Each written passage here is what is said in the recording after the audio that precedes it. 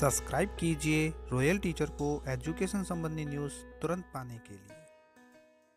प्रवेशोत्सव कार्यक्रम के दिशा निर्देश हुए जारी। सत्र 2024-25 हेतु प्रथम चरण होगा 24 जून से 29 जून तक। वर्तमान सत्र में भी होगा डिजिटल प्रवेशोत्सव। हाउस होल्ड सर्वेकर्ता के क्या क्या रहेंगे दायित्व।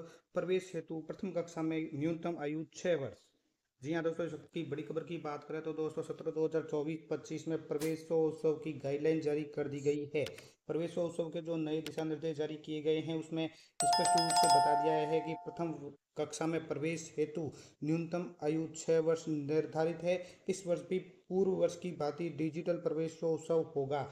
प्रवेशोत्सव का जो प्रथम चरण है वो 24 जून से प्रारंभ है। राजस्थान स्कूल शिक्षा परिषद की ओर से जारी इस आदेश में मुख्य जो विषय है वो यही है: नामांकन वृद्धि, अनामांकित एवं ड्रॉप आउट बच्चों एवं प्रवासी श्रमिकों के बच्चों और बाल श्रम से मुक्त कराए गए बच्चों तथा गाड़िया लोहार घुमंतु परिवारों के बच्चों को विद्यालय में नामांकित करने हेतु सत्र 2024-25 में आयोजित किए जाने वाले प्रवेशोत्सव कार्यक्रम के विस्तृत दिशा निर्देश। तो विस्तृत दिशा निर्देश इसी के अनुरूप है। तो आपको प्रवेशोत्सव कार्यक्रम के दौरान पहले हाउस होल्ड सर्वे करना है, शिक्षा से जो वंचित बच्चे हैं उनको चिन्हित करना है और उसमें विद्यालय से जोड़कर शाला दर्पण के सीआरसी मॉड्यूल में उसकी प्रविष्टि करवाना है। प्रवेशोत्सव कार्यक्रम के प्रथम दिवस से शिक्षकों के माध्यम से विद्यालय के परिक्षेत्र में घर घर जाकर हाउस होल्ड सर्वे किया जाना है। तो इसके लिए दोस्तों प्रथम चरण जो है इसका वो देख लीजिए कि हाउस होल्ड सर्वे और बच्चों का चिन्हीकरण 24 जून 2024 से 29 जून 2024 तक चलेगा, जिसमें हाउस होल्ड सर्वे बच्चों का चिन्हीकरण रहेगा। नामांकन अभियान सीआरसी मॉड्यूल में प्रविष्टि 1 जुलाई से 16 जुलाई रहेगी। प्रवेशोत्सव का जो द्वितीय चरण है वो शेष रहे बच्चों का द्वितीय चरण में चिन्हीकरण पुनः हाउस होल्ड सर्वे 18 से 24 जुलाई तक रहेगा। नामांकन अभियान है 25 से 16 अगस्त 2024 तक रहेगा। इसके साथ साथ विस्तृत दिशा निर्देश के अनुरूप कार्य योजना बनानी है आपको प्रवेशोत्सव की। और आंगनवाड़ी और विद्यालय जाने योग्य कोई भी बालक बालिका अनामांकित नहीं रहे। साथ ही विद्यालय स्तर पर 3 से 18 वर्ष तक के सभी बालक बालिकाओं का रिकॉर्ड संधारित किया जाए। बात करें विस्तृत दिशा निर्देश की जो राजस्थान स्कूल शिक्षा परिषद की ओर से जारी किए गए हैं प्रवेशोत्सव अभियान 2024-25 के लिए। हालांकि दोस्तों ये दिशा निर्देश है बहुत महत्वपूर्ण है। आपको व्हाट्सएप के माध्यम से जो भी आप ग्रुप से जुड़े हुए हैं वहाँ आपको उपलब्ध हो जाएंगे। काफ़ी विस्तृत दिशा निर्देश है, आप उसका अध्ययन कर लीजिए। यहाँ पे जो मोस्ट इंपॉर्टेंट बातें हैं उसके बारे में हम आपको बता देते हैं। 24-25 के लिए आप प्रवेशोत्सव अभियान के लिए हाउस होल्ड सर्वे करना है और 3 वर्ष की आयु प्राप्त कर चुके समस्त बच्चों को आंगनवाड़ी में नामांकित करवाया जाना है। 3 से 18 वर्ष के बच्चों को चिन्हित करके आपको स्कूलों में उसको नामांकित करवाना है। प्रवेशोत्सव कार्यक्रम के दौरान नामांकन की तिथि के संबंध में समय समय पर निदेशालय द्वारा जारी किए गए आदेश ही मान्य होंगे। यानी हो सकता है प्रवेशोत्सव की तिथि में वृद्धि कर दी जाए, लेकिन फिलहाल अब भी यही है और निदेशालय द्वारा जो ऑर्डर जारी होते हैं वो आदेश ही मान्य होंगे।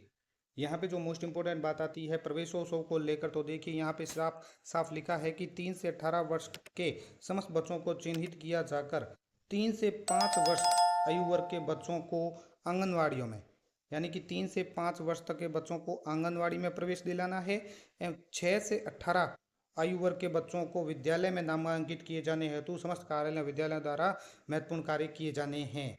प्रवेशोत्सव के दौरान जो विद्यालय स्तर पर करने कार्य है उसमें जो मोस्ट इम्पोर्टेंट है वो है अनामांकित और ड्रॉप आउट जो बालक बालिकाएं हैं उनका हाउस होल्ड सर्वे करवाया जाना है वार्ड वार अध्यापकों की नियुक्ति करवाकर। और 3 से 18 वर्ष के जो बच्चे हैं उनका चिन्हीकरण करना है। अनामांकित बालक बालिकाओं की सूची तैयार की जाएगी निर्वाचक नामावली और हाउस होल्ड सर्वे के आधार पर। इसी प्रकार जो विशेष रूप से सर्वे के दौरान बस स्टैंड, निर्माणाधीन भवन, गांव के बाहर कोई छोटी बस्ती, ढाणी, मजरा, पुरबा, खेत पर रहने वाले परिवार, मौसमी पलायन, प्रवासी मजदूरों के परिवारों को भी सम्मिलित किया जाकर उनके बालक बालिकाओं को भी चिन्हित और सूचीबद्ध किया जाएगा। सर्वे में जिनका भी चिन्हीकरण किया जा रहा है तो सर्वे में जो चिन्हित कक्षा प्रथम के आयु अनुरूप प्रवेश योग्य बच्चों को शिक्षा से वंचित की श्रेणी में ना मानते हुए प्रथम कक्षा में शाला दर्पण के नवीन प्रविष्टि मॉड्यूल के माध्यम से सूचना प्रविष्ट की जानी है। इसी प्रकार जो चिन्हीकरण के दौरान सर्वे में चिन्हित शिक्षा से वंचित बालक है, ऐसे विद्यार्थी जिसकी शैक्षिक दक्षता कक्षा आयु अनुरूप है, उन्हें सीआरसी मॉड्यूल में शिक्षा से वंचित के कारणों को चिन्हित कर समान कक्षा में प्रवेश देवें। विद्यालय में जो अध्ययनरत विद्यार्थी है उनको आपको अगली कक्षा में नामांकन देना है। विद्यालय में अध्ययनरत अनामांकित ड्रॉप आउट बालक बालिकाओं के नामांकन हेतु किए जाने वाले जो अन्य कार्य है उसमें ये भी है कि विद्यालय के निकटतम आंगनवाड़ी में नामांकित 5 वर्ष या अधिक वर्ष के बालक बालिकाओं का विद्यालय में नामांकन सुनिश्चित किया जावे। सर्वेकर्ता के कुछ दायित्व रहेंगे। यहाँ पे दोस्तों मैंने पहले ही बताया है कि मोस्ट इंपोर्टेंट जो पॉइंट है उसके बारे में भी हम यहाँ पे चर्चा करने जा रहे हैं। बाकी विस्तृत दिशा निर्देश आपको व्हाट्सएप के माध्यम से मिल जाएंगे। तो हाउस होल्ड सर्वे के अंतर्गत अनामांकित और ड्रॉप आउट बच्चों की सूचना निर्धारित प्रपत्र में भरी जाए। प्रपत्र पूर्ण रूप से भरा जाए, कोई कॉलम खाली न रहे। आवंटित जो भी आपको वार्ड होता है सुनिश्चित करें कि कोई भी घर, ढाणी, वास, हैबिटेशन, अस्थायी परिवार, प्रवासी मजदूर के परिवार सर्वे से वंचित नहीं रहे। सर्वे कार्य पूरा कर अनामांकित ड्रॉप आउट बच्चों की सूची 3 से 5 वर्ष से अधिक 18 वर्ष की आयु तक के समूह में संबंधित संस्था प्रधान को जमा कराएं। चिन्हित बालक बालिकाओं की सूचना शाला दर्पण पर पोर्टल पर प्रविष्ट करवाने में सीआरसी कार्यालय में सहयोग भी करें। इसके बाद दोस्तों विभिन्न स्तर पर पीओ सीआरसी स्तर पर जिला स्तर पर किए जाने वाले कार्य आते हैं। गैर शैक्षणिक संस्थानों की इसमें क्या भूमिका रहेगी, प्रचार प्रसार के दौरान आपको क्या करना है, वो सारे यहाँ पे आ जाएंगे। जो प्रवेशोत्सव के दौरान 15 जुलाई तक आपको प्रत्येक ढाणी में कम से कम 2 बार प्रभात फेरी लगानी है।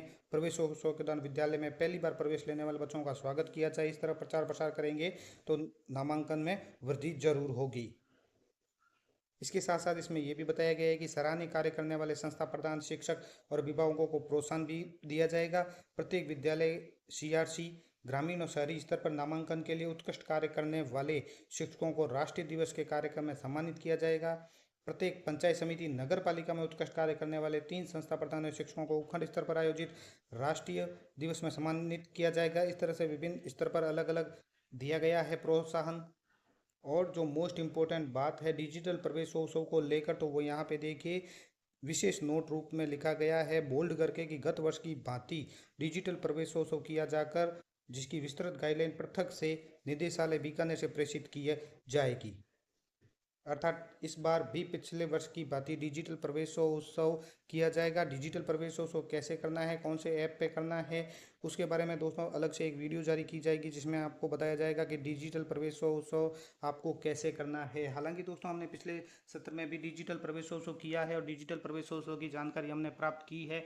D2D जो सर्वे किया है यानी डोर टू डोर जो सर्वे किया है, पहले हमें निर्धारित प्रपत्र में करना है, उसके बाद जो ऑनलाइन करना है तो वो आप कैसे कर सकते हैं, घर बैठे कर सकते हैं या नहीं। यानी आप जब सर्वे करके आ जाएं तो हो सकता है आपके स्कूल में जो मोबाइल टावर है वो नहीं आए, नेटवर्क की प्रॉब्लम रहे, तो आप उसको घर बैठ के किस प्रकार कर सकते हैं इसके बारे में भी पूरी जानकारी आपको दी जाएगी। डिजिटल प्रवेशोत्सव के से जुड़ी और भी कई जानकारियां हैं जो आपके साथ लगातार शेयर की जाएगी रॉयल टीचर यूट्यूब चैनल पर।